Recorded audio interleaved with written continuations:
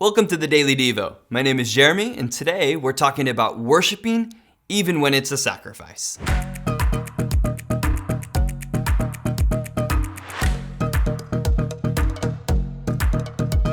If we aren't careful, we can become addicted to comfort and convenience.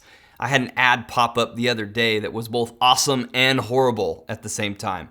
It showed a person who was struggling to put a sock on. This person looked pretty healthy with no obvious health issues or disabilities. And after struggling for a while, this person put a sock on this plastic contraption. It opened the sock up wider, and you just had to slip your foot in. If you have disabilities, I totally understand that, and it's an awesome invention. But if you're using a gadget to put a sock on, that you may be addicted to comfort and convenience. You don't have to look far to find more crazy inventions that we really don't need, but are there for convenience and comfort. Most of this stuff isn't wrong or even evil, but it can lead to something that becomes a problem for us. The truth is, God rarely calls us to a place of comfort. In fact, it would seem that He likes to get us to a place where we are uncomfortable and need to lean on Him.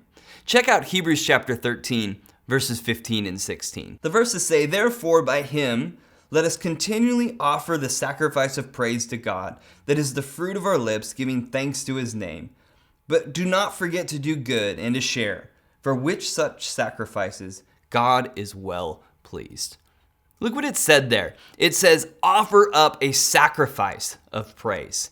We're called to worship and praise God even when it's hard. There will be times in our life where we are praising Him and when we don't feel like it.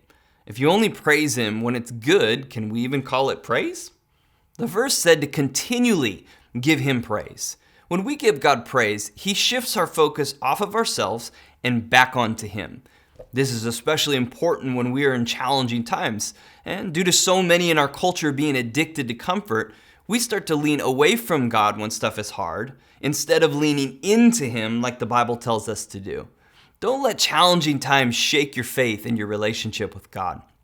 There are going to be times when you're calling God good, even when you don't want to, because He hasn't seemed very good towards you lately. In those times, I want you to remember the relentlessness of His love for you. He chose to love us even though humanity betrayed Him. He sent Jesus anyways, and Jesus chose to die on the cross for you and me. If you just look at the consistency of God, then you'll realize that He is what He said He is, and that is, He is good.